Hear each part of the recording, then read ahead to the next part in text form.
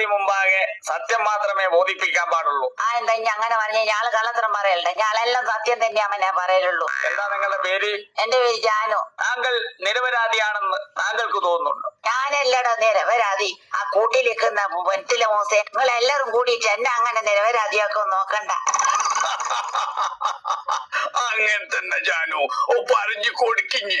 Order order order. 1000 കുറ്റവാളികൾ ശിക്ഷിക്കപ്പെട്ടാലും ഒരു നിരപരാധി പോലും കുറ്റിക്കപ്പെടരുതെന്നാണ് ഈ കോടതി അനുശാസിക്കുന്നത്.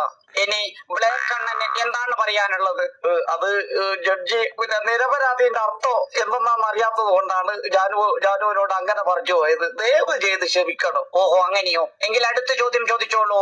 ജാനുവിന് എന്താണ് കോടതിയോട് പറയാനുള്ളത്? എനക്കൊന്നും പറയാനില്ലടോ, സുഖയില്ല എനിക്ക്. അതന്നെ, എനിക്ക് കണ്ണിന് തീരെ കാഴ്ചയില്ല. തീരെ കാണുന്നില്ലടോ കാഴ്ച. അതുകൊണ്ട് അന്നേരം ഞാൻ ഓന്റെ സ്ഥലം ഞാൻ കൂട്ടിയെടുക്കുന്നു. ആ തീരെ കാഴ്ചയില്ല. നീ ജഡ്ജിന്റെ കയ്യിൽ ഒരു മുട്ടി പോലത്തെ ഒരു സാധനം കാണുന്നുണ്ട്? അതെ കാണുന്നുണ്ട്.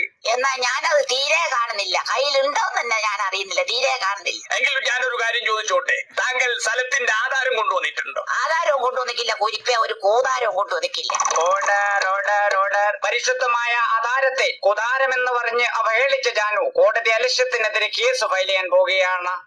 ബഹുമാനപ്പെട്ട ജഡ്ജി ക്ഷമിക്കണം. ഉൾനാട്ടിൽ നിന്ന് വരുന്ന ജാനു ആധാരത്തെ ആധാരമെന്നും കൂതാരം എന്നുദ്ദേശിച്ചത് ആധാരിടുന്ന പാക്കറ്റിനെ കൊണ്ടാണ്. ദയവ് ചെയ്തിട്ട് തെറ്റിദ്ധരിക്കാൻ പാടില്ല. ആധാരവും അതിന്റെ പാക്കറ്റും കൊണ്ടുവന്നില്ല എന്നാണ് ഉദ്ദേശിച്ചത്. ഓഹോ അങ്ങനെയോ? അതന്നെ. ഓ എന്റെ കണ്ണ.